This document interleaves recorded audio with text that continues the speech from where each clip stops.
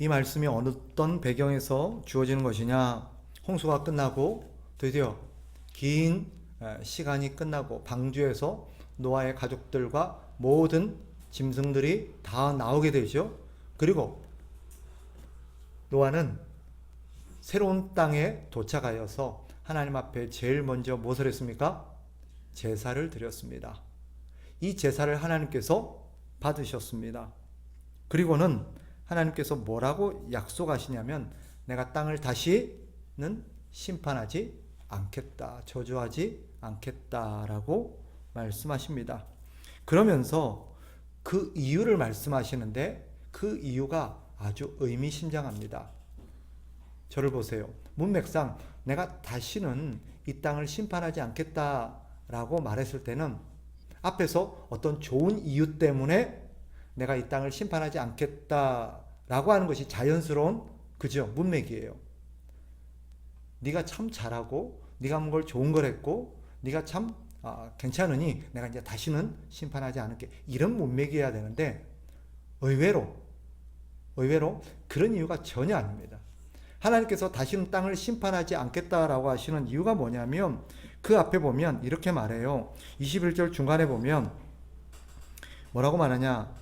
내가 다시는 사람으로 말미암아 땅을 저주하지 아니하리니 이는 이거 왜냐하면 이 말이에요. 왜냐하면 사람의 마음이 계획하는 바가 어려서부터 악함이라. 내가 전에 행한 것 같이 모든 생물을 다시 멸하지 아니하리라. 이유가 뭐 때문이래요? 사람이 어려서부터 생각하는 게 항상 악하대요. 그래서 심판하지 않겠다 해요. 이게 말이 이상하죠, 그죠? 사람이 생각하는 것이 항상 악하대요. 항상 나쁘대요. 그러면 그거 보면 그 다음 귀결이, 그 다음 내용이 어떻게 이어져야 자연스러워요? 그래서 내가 이들을 심판하겠다라는 것이 자연스러운 대목인데 하나님께서는 이상하게 말씀하세요. 사람이 태어나서 자랄 때까지, 성장해서 죽을 때까지 항상 악하대요. 심지어는 언제부터요? 어려서부터. 태어나면서부터 항상 생각하는 것이 악하대요. 그래서 하나님 심판하지 않겠대요. 이상하죠? 이게 무슨 말일까요? 이거는 이런 뜻입니다. 사실 인간이 태어나면서부터 생각하고 말하고 행동하고 하는 모든 것들이 항상 악할 뿐임을 보셨을 때 하나님의 마음은 어떨까요? 그죠? 하나님의 마음은 진노하시죠. 죄가 저질러지고 항상 악한 모습을 볼 때마다 마음에 분노가 일어나고 진노가 일어납니다. 그래서 성경을 보면 하나님을 향해서 뭐라고 말씀하세요? 매일매일 진노하시는 하나님이라고 말하세요. 시편을 보면 매일매일 분노하시는 하나님, 진노하시는 하나님이래요. 왜요? 사람들을 볼 때마다 어떤 생각이 들어요? 화가 나는 거예요. 왜? 사람들의 생각이 항상 악하기 때문에. 행동하고 말하는 것뿐만 아니라 심지어는 뭐 하는 것까지? 생각하는 것까지, 마음의 계획까지, 그들이 꾸미고 있는 모든 것들을 하나님께는 우리의 계획까지, 우리의 생각까지 다 아시는 분이십니다. 아멘? 그런데 하나님이 우리의 생각도 들여다보니까 생각하는 것조차도 나빠요. 그러니까 하나님께서 그 인간들을 볼 때마다 어때요? 매일매일 분노하실 수밖에 없는 거예요. 그러니까 하나님이 너무너무 열받을 수밖에 없어요. 그런데 하나님이 심판하지 않겠대요. 왜 그럴까요? 사실 우리가 사람이 어려서부터 어린 아기 시절부터 생각하고 말하는 것이 항상 악하다 그러면 어떤 사람은 좀 의구심이 가져질 겁니다. 뭐 애가 무슨 죄를 지으면 얼마나 짓는다고. 또 뭐 나쁜 짓도 할 수 있고 잘못도 할 수 있지만 그렇다고 항상 악하기만 할까? 사람이 좋은 일을 할 때도 있어요, 없어요? 좋은 생각할 때도 있어요, 없어요? 솔직히 여러분 생각이 24시간 365일 24시간 항상 나쁜 생각만 하세요? 아니잖아요. 좋은 생각할 때도 있어요, 없어요? 근데 하나님 보시기는 어떻대요? 항상 악하대요. 그래서 공감이 안 될 수도 있어요. 그럼 뭐가 악한 걸까요? 하나님 보시기에. 실제로 예수 안 믿는 사람들 보면 선행을 해요, 안 해요? 해요. 좋은 일을 해요. 솔선수범, 살신성인, 뭐 여러 가지 좋은 일을 해요. 그런데 왜 항상 악하다고 하시느냐? 사실 하나님이 말씀하신 악하다는 것은 뭐냐? 특정한 행위를 보고 말하는 게 아니라 뭐래요? 그 생각의 계획과 동기를 말씀하시는 거예요. 겉보기에는 좋은 일 같은데 그 중심을 들어가 보니까 그 생각을 보니까 악한 거예요. 그러니까 뭘 악할까요? 하나님을 위해서 하는 게 아니고 자기 자신을 위해서 하는 거예요. 하나님은 사람을 만드시고 사람이 하나님을 위해서 살도록 만드셨어요. 그런데 사람이 사는데 하나님을 위해서 사는 게 아니라 누구를 위해서 살아요? 자기를 위해서 사는 거예요. 그러니까 어때요? 하나님 보시기에 악한 거예요. 마치 뭐와 같냐면, 자, 여러분이 여기는 그래도 오늘 자매님밖에 없으니까 여러분들이 이제 어떤 형제를 사랑해서 결혼을 했어요. 사랑했으니까 결혼했겠죠? 그리고 이제 결혼했으니까 우리는 결혼하면서 어떤 기대와 어떤 마음을 갖고 결혼합니까? 이제 서로 사랑해서 결혼했으니 결혼하는 이후의 삶은 서로를 위해서, 그죠? 서로를 위해서 이렇게 살고 서로를 사랑해주고 서로를 챙겨주고 서로를 위해서 희생도 해주고 그런 거 기대해요, 안 해요? 하잖아요.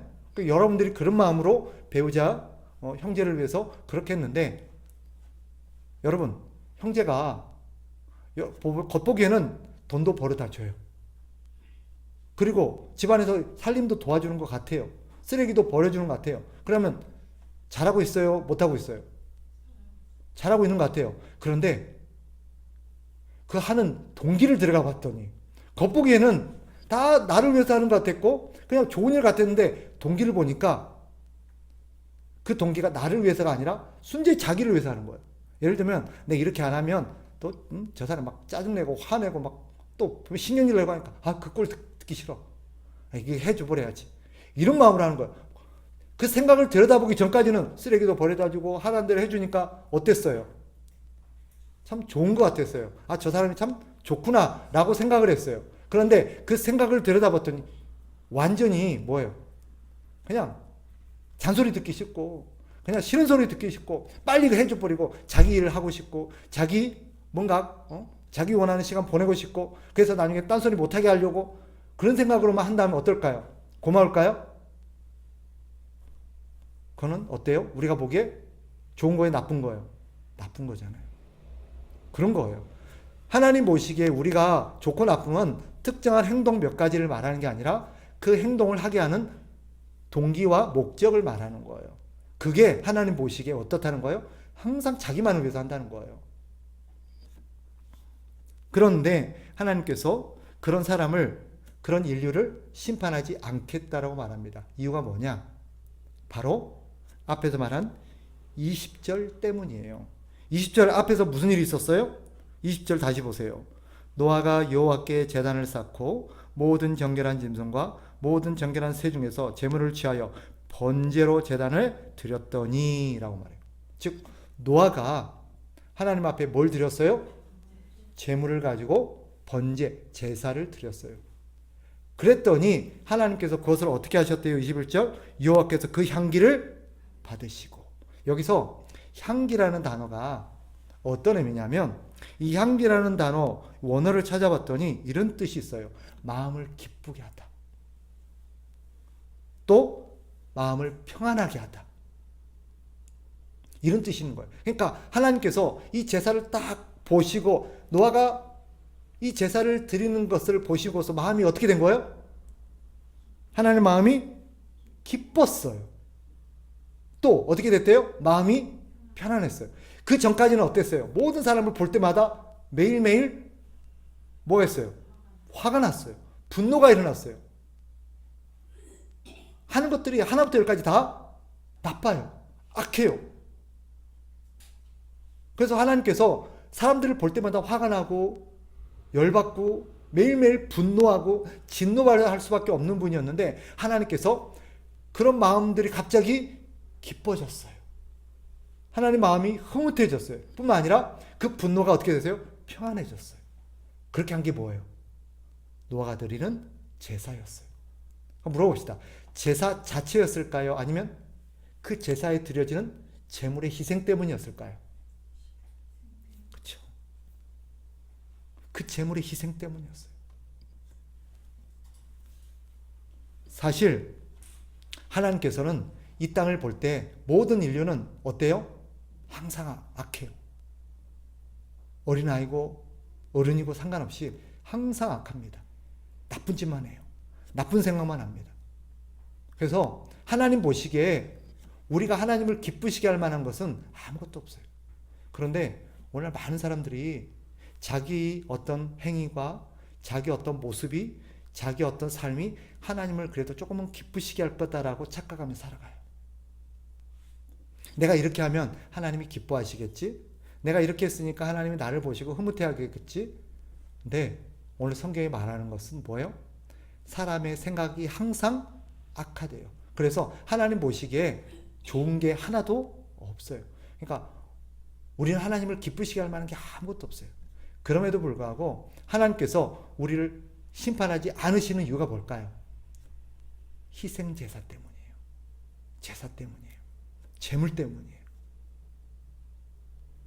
또 하나님께서 그 전까지는 항상 악하고 항상 나쁘고 항상 이들의 생각이 죄악으로 말미암아 하나님의 마음이 어때요? 분노가 일어나요. 그런데 하나님께서 유일하게 기뻐하시는 순간이 있어요. 어떤 순간이에요? 하나님 앞에 제사가 드려질 때. 여러분 오해하지 마세요. 여기서 말하는 제사는 우리가 지금 하나님 앞에 드려지는 단순한 예배를 말하는 게 아니에요. 하나님께서 그 제사 가운데 주목하신 대목이 뭐예요? 희생의 피예요. 희생의 피가 흘렸어요. 사실 이 희생의 피, 이 제물의 피가 의미하는 게 뭐예요? 예수 그리스도예요. 우리 하나님께서 기뻐하시는, 하나도 기뻐할 게 없고 모든 인간이 죄로 말미암아 하나님을 진노하게 만들고 하나님을 열받게 만드는 순간에 하나님을 기쁘시게 하는 하나가 있었어요. 바로 예수 그리스도의 희생이에요. 그 희생 때문에 하나님께서 뭐라고 말한 거예요? 내가 사람을 다시는 심판하지 않겠다라고 말한 거예요. 그러니 오늘 본문이 우리에게 말하려는 것은 어떤 의미냐? 오해하지 마세요. 하나님 그러면 앞으로 영원히 심판하지 않겠다 그렇게 말씀하지 않으세요. 뒤에 보면 나중에 신약시대에 와서 하나님께서는 이 우주적인 심판, 최종적인 심판이 있을 거라고 말해요, 안 해요? 하시잖아요. 그럼 여기서는 심판하지 않겠다고 말씀하셔놓고 뒤에 가서는 왜? 최종적인 심판이 있을 거다. 영원한 심판이 있을 거다 말하는 이유가 뭘까요? 모순입니까? 하나님 이때는 이래놓고 하나님 뒤에서 말을 바꾸신 겁니까? 그런 뜻이 아니에요. 여기서 말하는 문맥은 뭐예요? 하나님께서 세상을 보고 심판할 수밖에 없지만 유일하게 심판을 하지 않게 되는 이유 한 가지를 말씀하시는 거예요. 이럴 경우는 내가 심판하지 않겠다는 게 뭐예요? 바로 하나님을 향하여서 희생의 제사가 드려지는, 그 희생의 제사를 드리는 자들은 심판하지 않겠다라는 말이에요. 그러니까 바뀌어 말하면, 결론적으로 말씀드리면 하나님을 기쁘시게 하는 유일한 것이, 심판을 면할 수 있는, 하나님께서 마음의 진노를 누그러뜨리고 마음을 평안케 하면서 하나님께서 우리를 용서하실 수 있는 유일한 길이 바로 예수 그리스도라는 것을 믿고, 그 예수 그리스도를 믿음으로 말미암아 하나님 앞에서 우리가 겸손하게 죄 용서를 구하는 자들에게는 다시는 심판이 없을 거라는 얘기예요. 그러니까 오늘 본문은 결론적으로 우리에게 두 가지 교훈을 일깨워줍니다. 어떤 사람이 심판을 면할 수 있습니까? 하나님 앞에 예수 그리스도로 말미암아 희생 제사를 드리는 사람들입니다. 오늘 본문이 우리에게 가르치는 하나님의 진노, 하나님의 심판을 모면할 수 있는 유일한 길은 바로 예수 그리스도의 희생 제사뿐이다라는 거예요. 그러니 심판을 면할 수 있는 유일한 길은 바로 예수 그리스도가 우리의 죄를 용서하게 하고 우리를 심판으로부터 건지는 유일한 길이라는 것을 믿는 사람들은 심판을 면하게 될 겁니다. 아멘. 근데 또 한 가지 오늘 본문이 가르치는 게 뭐예요? 하나님께서 우리를 보셨을 때 기뻐할 게 아무것도 없는데 우리가 하나님을 기쁘시게 할 수 있는 게 유일한 한 가지가 있어요. 그게 뭐냐? 이때 하나님이 기뻐하세요. 우리가 하나님을 기쁘시게 할 수 있는 유일한 방법이 있는데 바로 예수님을 믿는 거예요. 예수님을 믿는 거예요. 따라서 우리가 하나님 앞에 제사를 드리고 예배를 드린다는 것은 두 가지의 신앙 고백을 담고 있습니다. 여러분들이 앞으로 하나님 앞에 예배를 드릴 때 이런 마음으로 드리셔야 돼요. 예배는 두 가지의 신앙 고백을 담고 있는 이겁니다. 하나님, 첫째는 나는 하나님 앞에 죄인입니다. 나는 항상 죄를 짓고 나는 하나님을 기쁘시게 할 수 있는 게 아무것도 없습니다. 하나님이 나를 보셨을 때는 심판할 수밖에 없고 멸망시킬 수밖에 없는 죄인임을 압니다. 그런데 그런 내가 예수 그리스도의 희생으로 삽니다 라는 신앙 고백이 바로 예배입니다. 아멘. 우리가 하나님 앞에 예배할 수밖에 없는 이유가 거기 있는 거예요. 우리 하나님 앞에 예배하러 나오실 때 어떤 마음으로 나오셔야 돼요? 하나님, 주가 마땅한 죄인이고 지금까지 일주일 동안 살아 숨쉬는 모든 순간을 나는 죄밖에 지을 수 없는 존재지만 그럼에도 불구하고 내가 지금 이렇게 살아갈 수 있고 살고 있는 것은 누구 때문입니다? 예수님의 희생 때문입니다. 예수님의 희생 때문입니다 라고 신앙 고백을 하는 것이 바로 이 예배의 현장인 줄 믿습니다. 두 번째, 내가 하나님을 기쁘시게 할 수 있는 길이 아무것도 없는데 내가 이렇게 예수 그리스도를 믿고 그 예수님 때문에 산다고 내가 고백함으로써 예수님의 은혜를 의지하고 하나님 앞에 감사하는 그 순간에 하나님께서 기뻐하신다는 것을 내가 믿습니다라는 고백이에요. 그러니까 이 예배는 하나님을 기쁘시게 할 수 있는 유일한 길이에요. 여러분, 착각하지 마십시오. 여러분이 밖에 나가서 아무리 좋은 일을 많이 하고 아무리 선한 일을 많이 한다고 할지라도 그것이 하나님을 기쁘시게 할 수는 없어요. 우리가 하나님을 기쁘시게 할 수 있는 유일한 길은 오직 예수 그리스도의 은혜에 감사하는 길밖에 없는 줄 믿으시기 바랍니다. 그래서 우리는 매일매일 하나님은 은혜로 삽니다 라고 고백을 해야 돼요. 그리고 우리가 하나님을 기쁘시게 하기를 원하시는 마음이 있다면 우리는 항상 예수님의 은혜를 감사하고 예수님 보내주셔서 감사해요. 예수님이 우리에게는 최고의 선물이에요. 예수님이 나에게는 모든 것이에요. 예수님이 내게 제일 좋은 선물이에요 라고 고백하는 것이 하나님을 제일 기쁘시게 하는 거예요. 다른 거 없어요. 하나님, 내가 오늘 기도 많이 했습니다. 내가 오늘 이런 일 많이 했습니다. 내가 이 사람도 도왔고요. 전도도 많이 했고요. 내가 오늘 봉사도 많이 했어요. 하나님 기쁘시죠? 아니, 이런 게 아니에요. 하나님을 기쁘시게 하는 유일한 길은 예수님이 내게는 최고의 선물이에요. 하나님, 예수님 보내주셔서 너무 감사해요. 예수님이 아니었으면 저는 죽을 수밖에 없었어요. 나는 지금도 예수님의 은혜로 살아가요. 하고 하나님 앞에 고백하는 것이 이 하나님을 기쁘시게 하는 유일한 길인 줄 믿으시고 항상 예수님께 감사하시고 예수님만 높이시고 예수님을 귀하게 여기시는 저와 여러분 되시기를 주의 이름으로 축복합니다.